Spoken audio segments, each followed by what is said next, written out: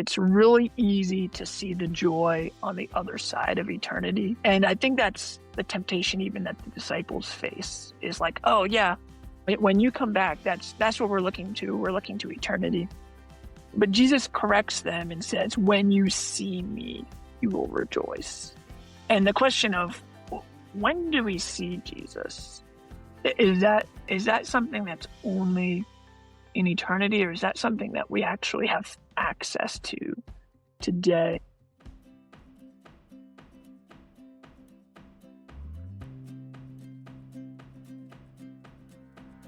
Welcome to The Weekly, a podcast brought to you by Calvary Bible Church. I'm your host, Jay Ewing. Thanks for tuning in. Like always, do me a huge favor. Visit calvarybible.com, click your campus, find out what's happening in your neck of the woods. I really need you to get connected, stay connected by visiting calvarybible.com. Also, we have the Church Center app. That's a really helpful way to figure out what is happening in the mobile bulletin, prayer requests, also to stay in touch with if you miss a sermon or you miss this wonderful podcast. Church Center is a great place to be as well. Today, we have none other than Brody Young. And actually, before we hit record, I called him a young man because he has no gray yet. But he's not really that young anymore. That's not true, Jay. I turned 30 this year and immediately started seeing a few grays popping out. It's like, what's going on here? You know, I am bald because I was in youth ministry. You have kept your hair through youth ministry. Yeah. I'm going for the Chris Barnes model, where you look like yes. you're 21 the whole way through. That's great, man. I hope it happens for you. When I was in youth ministry, I turned bald really quickly. Oh man. Keeping up with all those students all the time is what a gift you are to our church. Hey man, it's so fun to do it. Good. Man, how many years have you been at Calvary now? What year are you on? I think this is year 5, because it would have been. That's awesome. I want to say it was fall 21 that I started at Calvary. Yeah, man. That's so cool. So cool. Okay, so we're in the middle of March. What is happening in your world on the Thornton campus in March? Yeah. So we're getting ready for, like everyone else, Easter's coming up and Easter egg hunt. And so that's really exciting. We have a unique thing going on here where we have every storyteller is filled up. That's not been the need at all. People are so eager to share the gospel with kids at this Easter egg hunt. And then in student ministry, we've been going through the book of 1 John, talking about assurance of the faith and how we know Jesus. And it's been really cool to see that coincide with the Gospel of John happening on Sunday mornings and some of the connections there in students' lives. But it's just been a really unique season for us of we've had unbelieving students who have come to our youth group, and we've had genuine conversion that's been seeming to happen here at the Thornton campus over the past year. And there's seasons where you don't see as much of that, and we've just been in a really unique season where we're praising God for the work he's doing. That's so cool, Brody. Man, what a gift. What a gift. All right, so you're in John on Sunday mornings as a local congregation, just like we are in Erie and in Boulder, and then 1 John in student ministry. I guess I got to ask the question, because you're one of the few, what's the crossover between the Gospel of John and 1 John that you've noticed? Yeah. So John, such similar elements of love and of connecting Jesus, the Son, to the Father. And you see some of that similar Trinitarian language in 1 John. And you also get similar themes about engaging with the world. So first half of John 16, where it's talking about engaging with the world. And then in 1 John, you get, do not love the world or the things in the world. And so you get some of that similar language. And John trying to encourage believers in their faith. Yeah, it's so cool. I was just recently, as many of us know now, in the area that John pastored. And I think John and First John and the book of Revelation are more connected than I ever anticipated. And they're separate in our New Testament, but they're connected because of his sort of his pastoral life and voice in talking to everyday people about the implications of Jesus' resurrection. And I love that you're connecting those dots in student ministry with what we're doing on Sunday morning. Yeah. Yeah, there Okay. are times when it genuinely feels like I'm like, which one am I in right now? So cool. That is so cool, man. All right, so you preached John 16. What did you notice in preparation for this message on the Thornton campus? What were some themes that you just like, man, this is a theme that stuck out the whole time? Yeah. Well, so the first thing that jumped out to me is just how weird of a passage it is, because you're in the farewell discourse, and usually in the farewell discourse, you just get Jesus speaking. And Mm-hmm. then you get to the second half of this chapter, and all of a sudden you have this conversation between him and the disciples. And so that stood out to me initially I think this is unique in the farewell discourse of chapters 14 through 17, Mm-hmm. um, of the dialogue back and forth that he's having with the disciples. And part of that is just the situation, which I'm sure we'll get into. And the theme that immediately jumped out to me from that is the joy that Jesus is trying to encourage them with, that Mm, they're going to receive in the midst of what they're going to go through. yeah. That's a I think that's the major theme of your message too. And we'll just jump into that sort of idea of joy. When you hear the word joy, what comes to mind and how is that different from being happy? I think in American culture, they're sort of synonymous in our language at times. How are they distinct when Jesus uses the word? Yeah. So it's funny. The first thing that comes to mind when you said it, I think of Inside Out. Okay. The kids are, I immediately think of the emotion and the Yeah. character, the blue hair. I also think of the image of an anchor. And this is probably, I've been reading, I just finished um, the book Endurance. I don't know if you've ever read Endurance, about the Ernest Shackleton voyage. Amazing book. If you've never read it, you got to read it. But it it's this story of one of the hardest trials a group of 28 men ever go through. They're trying to cross Antarctica, and they end up spending a year basically jumping from iceberg to iceberg when they're shipwrecked and surviving. And there are times when their night of sleep, they're literally like they're anchored to an iceberg because now they're in a 15-foot boat in the middle of the ocean. Mm. And trying to sleep through the night, my wife must have gotten so annoyed as I was wrapping it up, because every night we'd go to bed and I'd be like, can you imagine if we were going to bed right now? Like in sub-degree temperatures, water around us, like attached to an Y- iceberg. Yeah. As every night I went to bed so grateful to be in a warm bed. But the anchor in the midst of that, it's such a necessary thing that fixed them to what was stable. Hmm. And that's really what joy does. And I think how we see it unfold in this particular passage, especially, happiness is the kind of thing that can come and go, and we're meant to respond to what's going on in our lives. That's part of the way we're wired. But joy is, I think, uniquely fixed to something that's eternal, and how that shapes the circumstances that we're in. Um, yeah, I was actually talking with a friend this week who has been going through a really tough year and battles with health. And they said something that I thought was so profound. They were like, when you lose something that you love, it makes you realize what you can't lose, what can Mm. never be taken from you. And it was so profound just to know the context of what they're going through, that's coming from them. But to connect that with joy comes from a person who is Hmm. Jesus, and no one can take that away. That's an eternal thing.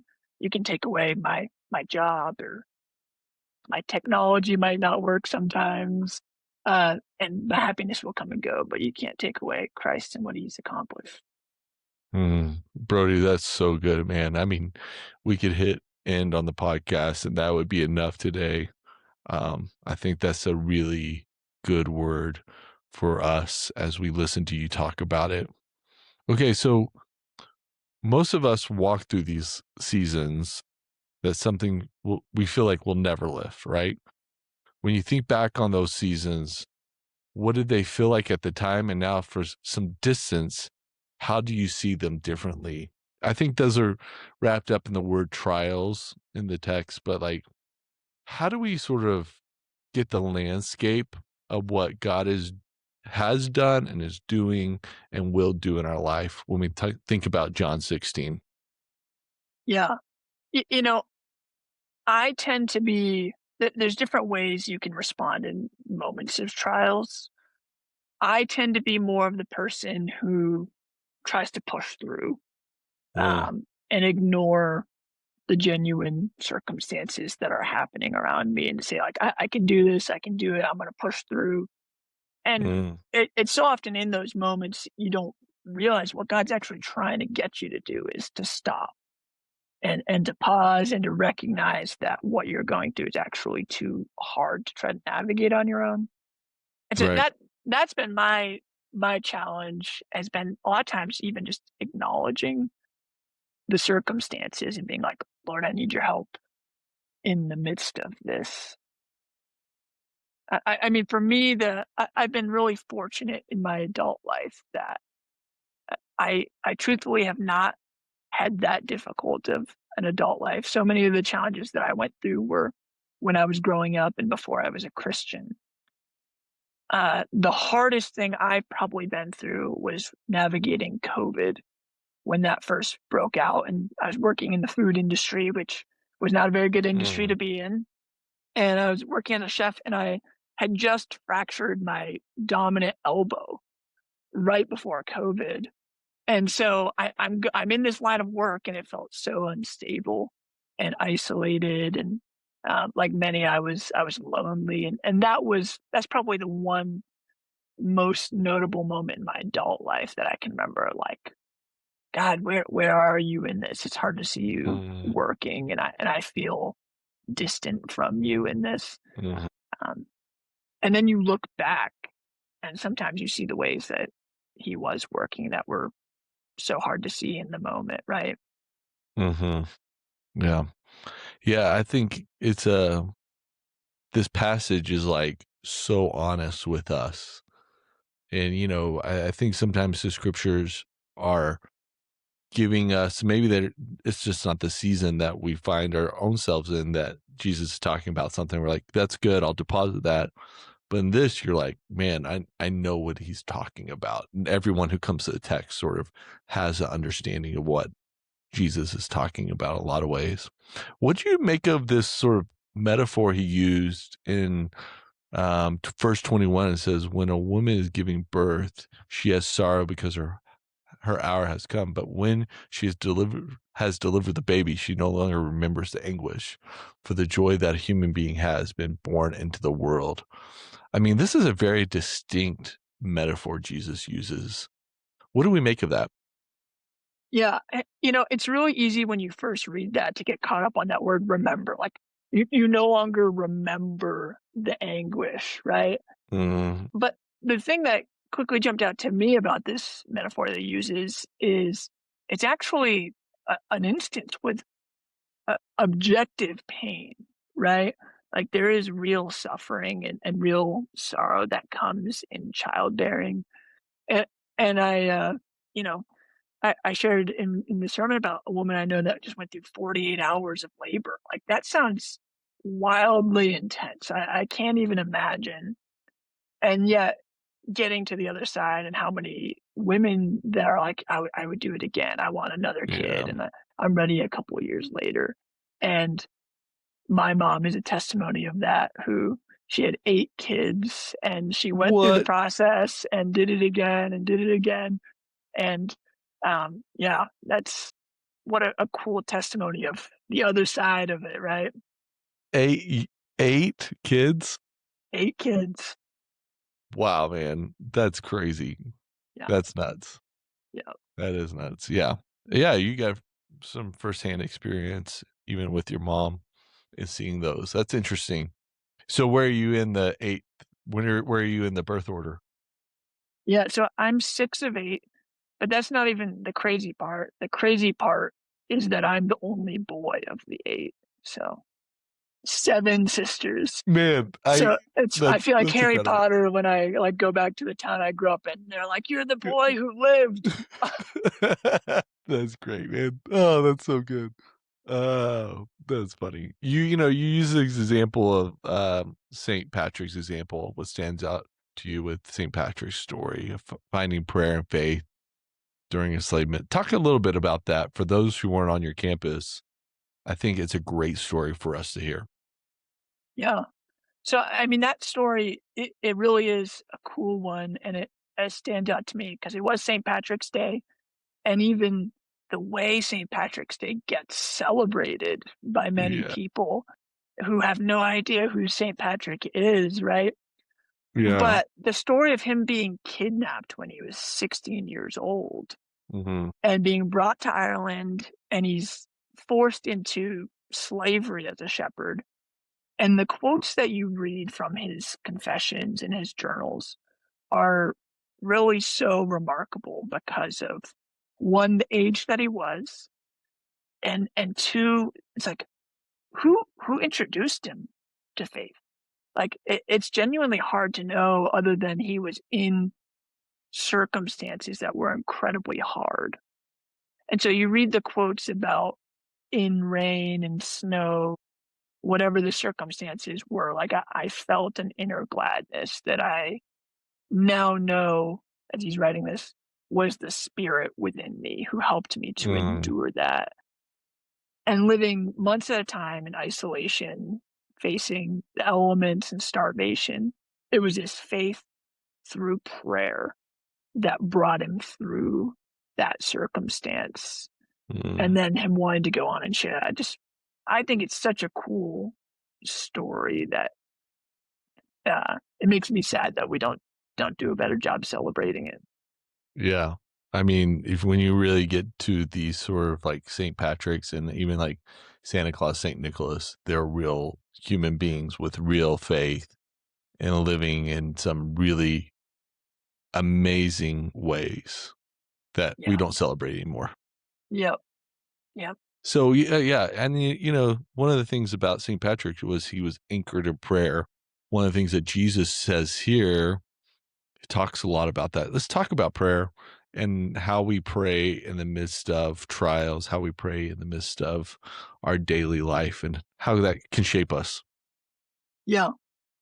Yeah. So I think one of the, if I can go back even before that, one of the strange parts about this text is the confusion that the disciples have Hmm. because they're like, well, Jesus, what are you talking about? You're saying a little while, you're not going to see us. And is this because you're going to the Father?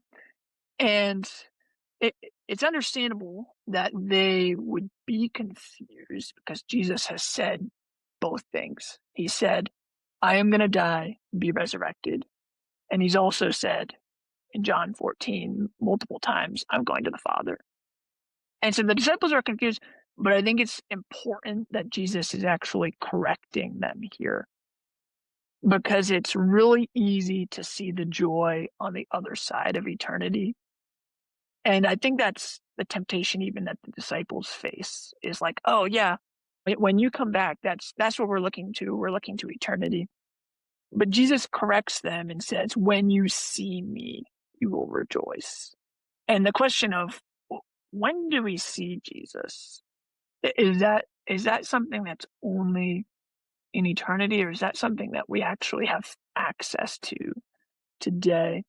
And so that struck me as like, man, we really need to get this understanding what this little while is correctly. That we don't Yeah, just think, I suffer, I suffer, I suffer, and I'm going to get there one day, but also to say, I can have joy today through prayer and through going to God and experiencing it in his presence. And I think we get a glimpse of that even in when it says the Father loves us. Like Mm, he wants nothing more than for us to come to him in our struggles and in our trials and to say, Lord, help me. hmm. Yeah, I think that's really good. Let's talk more about that. With when we talk about the Father's love, what does that encapsulate within Jesus's idea here with the disciples? Yeah, he's not going to leave him alone. I think that's a big part of it. And it even mentions that the wording, he'll be scattered each to his own home, right? And why does he include that detail to his own home? Because there's loneliness, right? There's isolation. And he even connects that to, I will not be alone, though I'm abandoned, but the Father will be with me. And so there's that presence of, in the same way, you're going to be scattered. You're going to feel alone. Uh, and yet the Father who loves you will be with you. He'll see the challenges that you're in, and he won't leave you alone in them. And I think, it, you know, it's not a coincidence that it's placed in the context of what Jesus has been talking about abide in me. He's like, hey, it's like stay with me, remain in me. And it's really easy to spiritualize. Like, what does that mean? But for them, like who physically have been with Jesus, right? What does that mean? I think one way we see it is like pray, trust in the Hmm. Spirit who's going to come. And um, yeah, I think that's what he's trying to help them to see is the circumstances you're about to face, literally in a few hours, are going to be too big for what you can handle on your own. Mm, And you better be prepared to go to the Father if you're going to make it through this. yeah, that's so good, bro. I mean, there's so many applications to even just our regular world. I think we've talked about them, but like it really does help us know that the community that we love and live with, the Jesus community, experiences these things together. And yes, you do feel alone and isolated and at times, but you also know that there's, I guess, brothers and sisters, even the disciples themselves felt these things and had to live through them and trust that the Father was there. He loved them. And that prayer was really the anchor, going back to sort of that early story of our faith and how we live through trials. So, okay, so I know that I love sort of the end of chapter 16. He says, behold, the hour is coming. When he says behold in John, you really should pay attention. Like Mm-mm. that's a big word for him. Your own home, leave me alone, yet I am not alone, for the Father's with me. And he says, I have said these things to you that in me you may have peace. I mean, that's a promise that, like, is that a real thing? Is actually peace achievable in these circumstances? Yeah, it's interesting that he's connecting peace with joy. Hmm. And those are both things that, if you think about peace, peace exists just by its nature because we need it. Right? Like it exists because there's things that we will be tempted to feel a lack of peace because evil will exist around us, pain will exist around us. And so it's God's gift to say, hey, you can experience this as you experience my presence, my character, as you take what you're going through and you put it against sort of that backdrop of where does this fit into eternity and what I'm trying to accomplish. And that's where I think that peace is found, right? We do it so imperfectly, but Hmm. that's where we find it is in putting it against eternity and saying, Lord, what are you trying to accomplish here in the midst Yeah. of this? Yeah. And I think the words he says, in the world you will have tribulation, I think this is what you're even getting at is, but take heart because I have overcome the world. Like that's a declaration that we can bank on that he has overcome the world.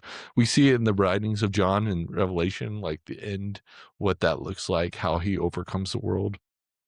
but for the day that Jesus is saying farewell to his disciples in some ways before the crucifixion, it's a real important statement. How do you think our view of Jesus overcoming the world shapes our today?